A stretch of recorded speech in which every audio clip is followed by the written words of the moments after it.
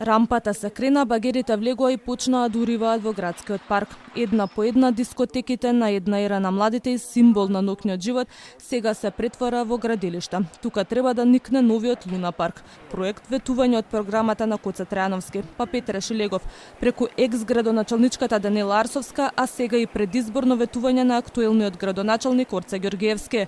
Според него, ова е дел од големата акција за чистење на јавниот простор. Сите бесправни објекти што го блокираат движењето и го крадат просторот на граѓаните ќе бидат отстранети, за сите да уживаат во уреден, безбеден и слободен град.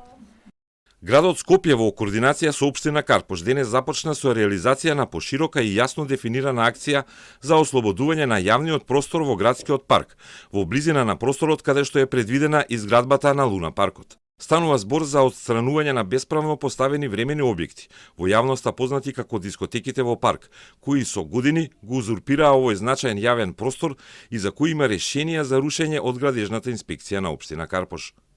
Советникот од СДСМ и човек кој често се поврзува со организирање на скопскиот ноќен живот, Ѓорги Галетановски, смета дека на Скопје му е неопходен Луна парк, но дека мора да се најде решение и за дискотеките, за да не згасне целосно ноќниот живот во градот. Тој вели дека пред повеќе од 5 години собствениците на дискотеките добиле решение за работа, но како што им истекувале договорите, тие не им биле продолжувани поради планираната изградба на Луна паркот.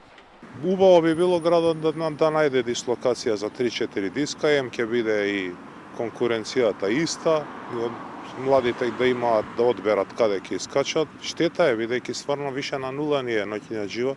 Ако остане и градов Летово без летно диско, ќе треба буквално да искачаме по други градови. Најважно е значи да се направи Луна паркот. Но исто е важно, кој што кажавме, да им се најде локација на оние што сакаат да работат летни диска. За дел од граѓаните оваа одлука е почеток на една нова приказна за Скопје. Па, колку што знам, едно 10 години го прават, па не почнано уште. Вајде овој пат ќе го направат. За радост на децата најмногу. Тука си имаше парк, забавен парк дечи. Па после измислија преку рекиче, но може па кафанчиња таму.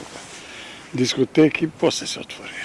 Панорамско тркало, пиратски брод, подморница, срекна лулашка се дел од реквизитите кои треба да создадат уникатна атмосфера која ќе го збогати туристичкиот имидж на Скопје.